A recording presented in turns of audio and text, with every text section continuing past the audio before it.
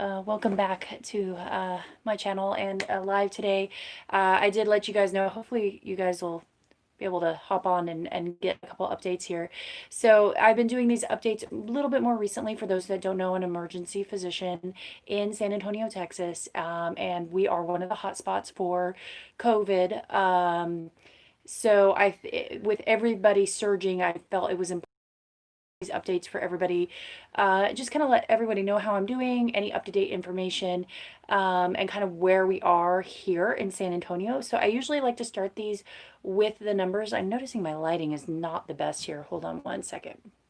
My phone is doing some weird stuff. Anyway, so I like to start this by going over the numbers so you guys get an idea of kind of where we are and go from there. So in San Antonio, which is where I live, we are definitely over 20,000. Our deaths are starting to uptick. We're in about the 200. We're just over. In Texas, I looked at and we are in, I feel like we're at like just over 300,000 cases, and our deaths are around 3,500.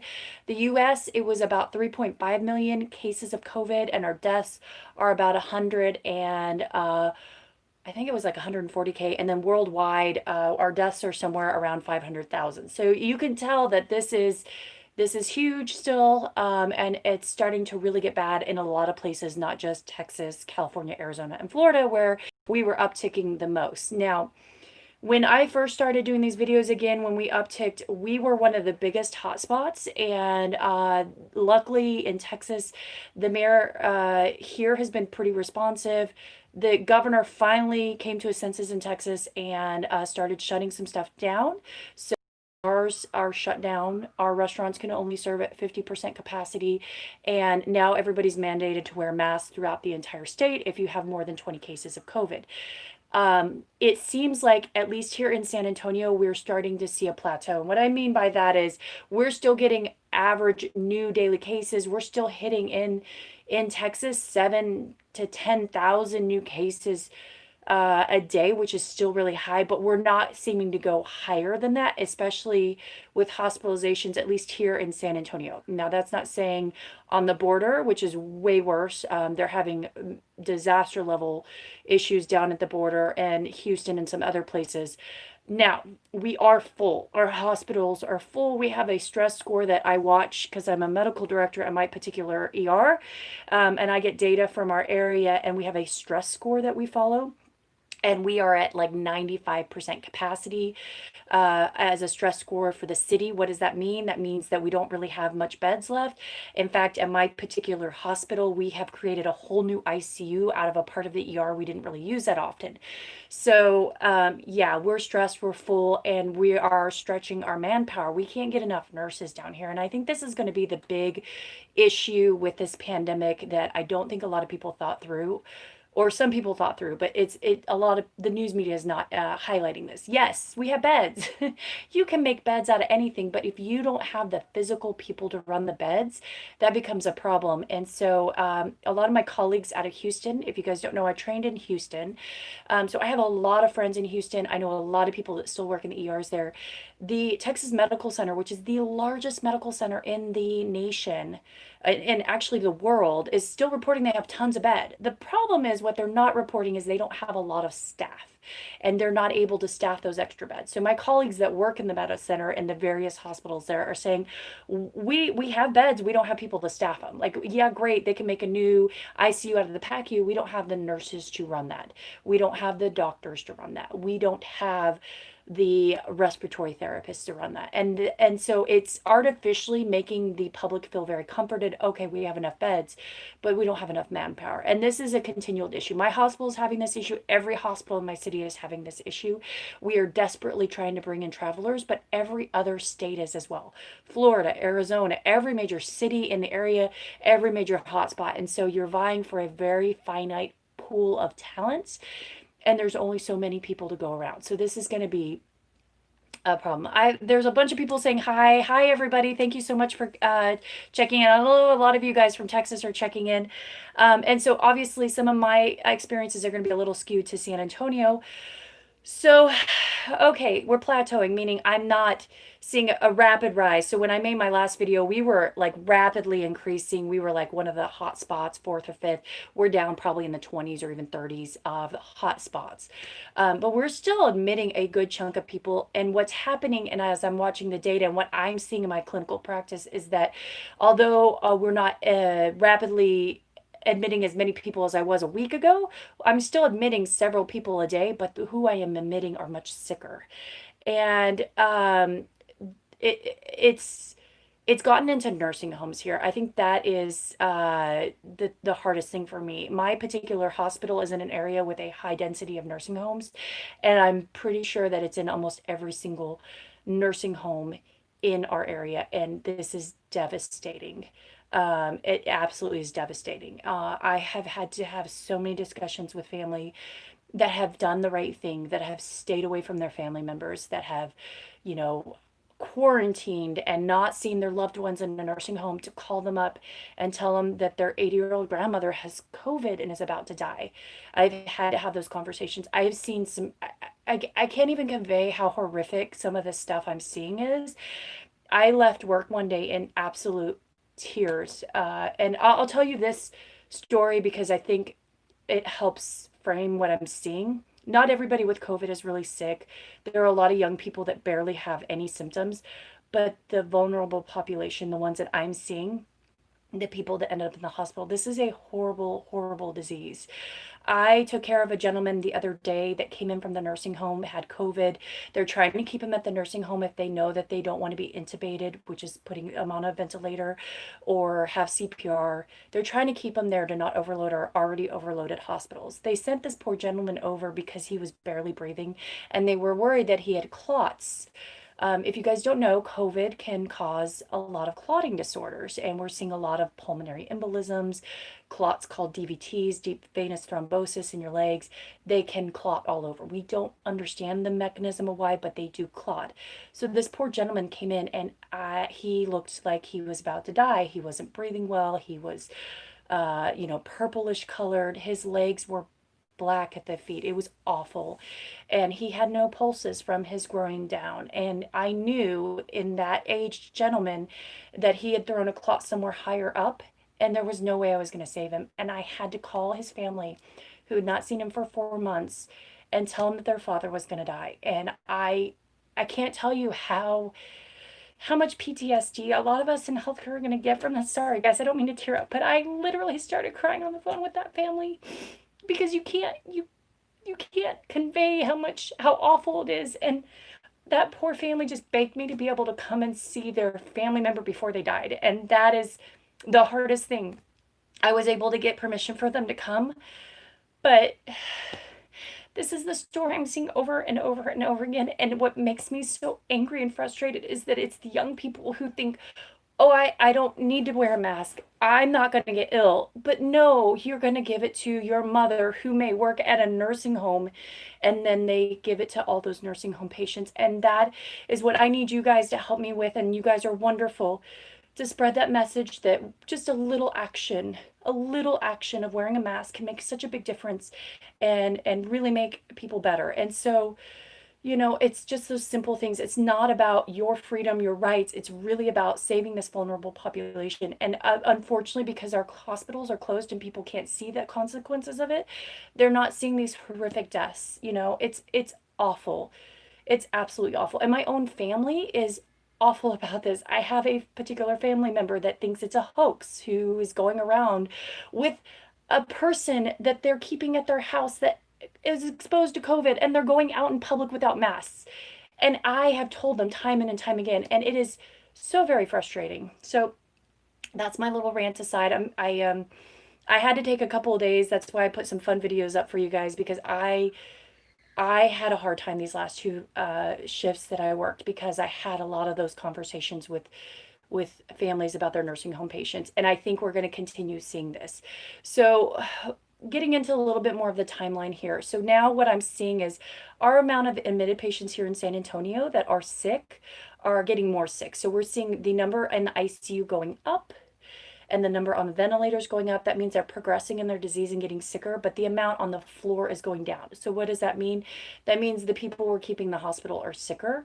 And even though we're not admitting as many each day, our hospitals are not emptying out those sick patients. They're staying there longer. And our rates are slowly going up. My husband had a colleague, if you guys don't know, he's an ER doctor as well. So he was talking to one of our colleagues. We're helping some of the ICU doctors because they're so overwhelmed with some of their night coverage. And he coded a 31-year-old. And coding means did CPR. And that 31-year-old is dead now. A 31-year-old. That is younger than me. I'm 38. So it does affect young people too. Now, the statistics are going to show that your average 31-year-old is not going to get sick and end up in the hospital. But yes, we're seeing a lot of this, and it's not a hoax. I know there's this political pull one way or another where part of the country thinks it's a hoax and part of the country is, on board and understands this. But I just, if we can keep messaging, that's all I can say is we just have to keep messaging. So let's talk about some good stuff that we know. We are starting to see some um, treatments that are helping, and we have gotten more successful with treating those ill patients. And because of that, our death rate is a little bit lower, and that's really good. So we know that steroids, Decadron, methylprednisone's the other name for it, or not methylprednisone. I'm blanking on the other name for it. Anyway, Decadron is the drug that we use. We know that a course of that in someone that is requiring oxygen, that is helpful. We know that convalescent plasma, that is taking antibodies from someone who has been treated or has had COVID and giving it to people that are severely ill with it is helpful. We're seeing great results of that. We know that remdesivir is also very helpful. These things are all really helpful. The problem is because everywhere is getting really busy with this, we are now getting shortages of convalescent plasma and we're getting shortages of Decadron and remdesivir. So one of the things you guys can do if you've recently had COVID is please, if you can, go donate for convalescent plasma. Most of your blood banks should be having some way to do that. And a lot of them, including the ones here, are offering where you get free COVID testing if you just go donate blood. That way, if you have the antibodies, then you can go around and later on donate plasma. That is so important. It is such a helpful treatment for our patients. So if there's anything I can tell you guys, if you know you've had it, please try to go do that. That's very helpful. And that is a treatment that we just don't have enough of that. We're very short. But that's something that everybody can help with if they've been exposed. So that is promising. All right, the other things. Biggest question that I've been having um, is that of schools. I know this is a big contention point. A lot of us are nervous of what to do about schools. For those that have little ones, I have a 7-year-old and I have a 2.5-year-old, or I guess she's 6.5. She's about to be 7. My little one doesn't go to school yet, but my older child does. And you guys have seen her in my videos on and off. That's Alice.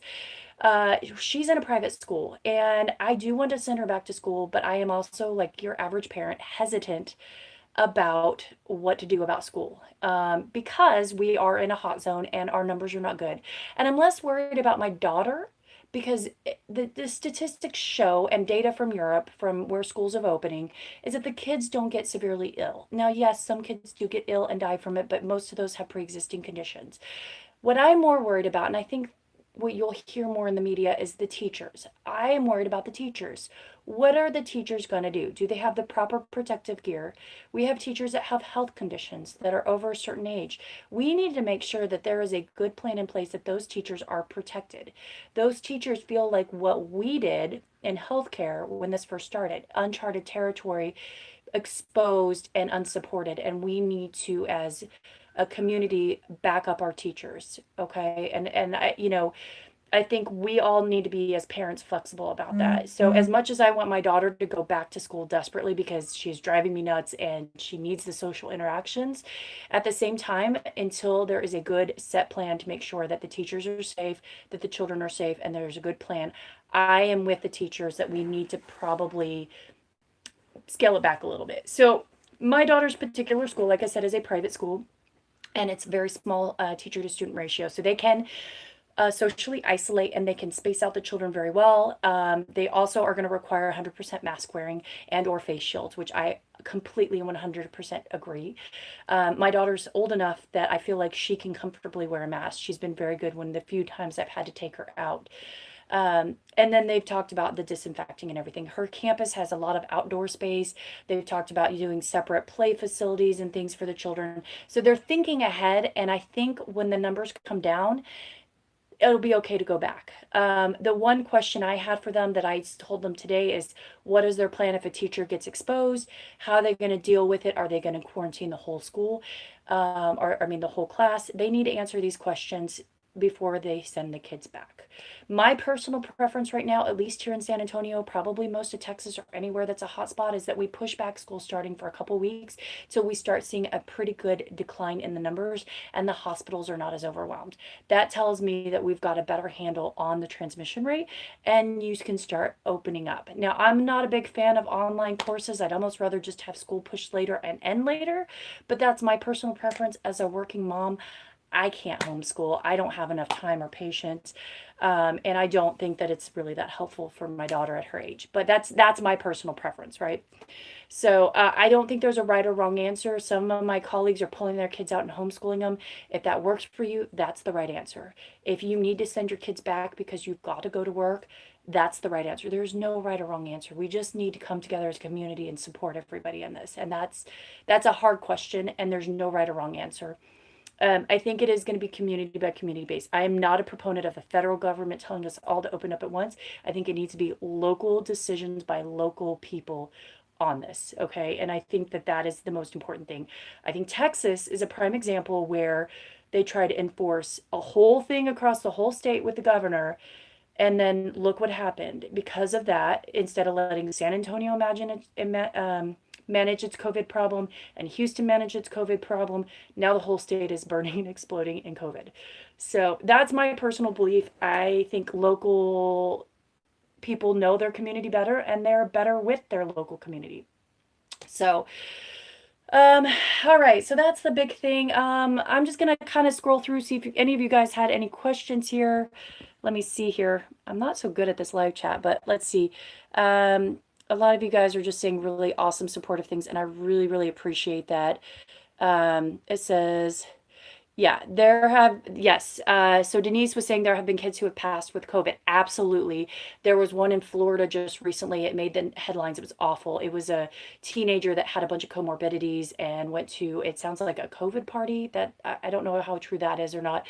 But anyway, she went to a big church function, ended up getting it. And then her parents, who are in the medical field, refused a bunch of treatment for her. It was awful. The whole thing's awful. The medical community as a whole is just appalled by that. So yes, there have been kids, and there was recently another one, I forget where, Houston maybe, or somewhere else, where a very young child died. It was a baby that died. I think it was Corpus. It was Corpus because Corpus is having a big uptick from everybody going to their beaches there. So yeah. All right, let's see if yeah, so a lot of just really supportive things. The one other thing I wanted to touch on, someone asked this question recently in one of my things, and then I'll probably wrap this up and go, is this whole thing about data and telling our data for our numbers to the CDC versus the HHS. And this is a really kind of touchy subject. So most of our data is state to state, and our nation is very fragmented in how it collects data because each state has its own standard in what it collects, and it's not uniform. So for example, Florida has some data where they look at age distribution over time. Texas does not do that. And then California does its own data. So everybody has their own data system and how robust it is and how updated it is and how transparent it is. For example, Texas is pretty transparent. I can get the data daily. They have a big dashboard with all sorts of stuff on there. And they have a pretty robust public health system. I don't know if that's the case in Florida. I know that California has a pretty robust one, but every state is a little different on what they do. Now, they've been reporting this up to CDC. CDC is a very cumbersome, underfunded group of people. It just is. Over the last couple decades, the governments have stripped them down to pretty much nothing. So the requirements by the hospital to report the data is incredibly cumbersome and not helpful. And then it takes the CDC forever to get that data up. And so that is meaning the CDC is just way behind. They also have to report it to HHS. Now, HHS has to get this data because they decide where they allot the strategic stockpile of things of like masks and all that stuff, where they send remdesivir, things like that. Okay. So the states have been having to report to both HHS and CDC. And now the federal government's like, nope, just report to HHS. So on one hand, I get it. The CDC was being very cumbersome and it was causing a lot of extra work for the hospitals that are already overloaded. But on the other hand, the optics of it are horrible. The administration is a very polarizing figure in the nation right now. People do not have a lot of faith in the administration, whether you're Republican or Democrat. There's just a lot of like people feel very strongly one way or another. And having this move, although logically it makes sense when it's explained that way, it's going to make people not trust the numbers. Unfortunately, the CDC did not handle the beginning of this outbreak well. I am not looking to the CDC for my number data, but I think there is a large community of our population that does not trust the administration and they look to the CDC. And I think taking that away, that ability for them to present that data, is not going to sit well and it's going to cause a lot more issues and it's going to continue to be a problem. So I don't think that was the wisest move from a healthcare standpoint. From my standpoint, I look at the data from my state, so I don't think it's going to make a big difference on that. But yes, a lot of people are very nervous about it. A lot of my fellow colleagues are extremely nervous about it. And we'll see how it goes. I really hope that it doesn't allow certain states to fudge their numbers because they won't be asked all the extra questions that the CDC asked. And so it could be spun that we're doing better when we're not. And I really, really hope that doesn't. But a lot of us are worried that that may happen. So that's my thoughts on it. It is what it is. All right, guys. So that is it for today. Please let me know if you have any questions. Hopefully, I'll be back kind of mid next week. I'm going to work Friday, Saturday, Sunday, Monday. So the next 4 days. And so hopefully, I'll get a good feel of how things are going and let you guys know. I'm hoping this week we're going to get a really good idea of did the 4th of July did we keep it under control of 4th of July or not? Because if we start seeing an increase in cases, then we know that we failed on keeping our numbers down over the 4th of July. And I'm really hoping, I'm really, really hoping that we're going down. But I just don't know yet. So anyway, guys, thank you so much. I will talk to you later. All right, bye.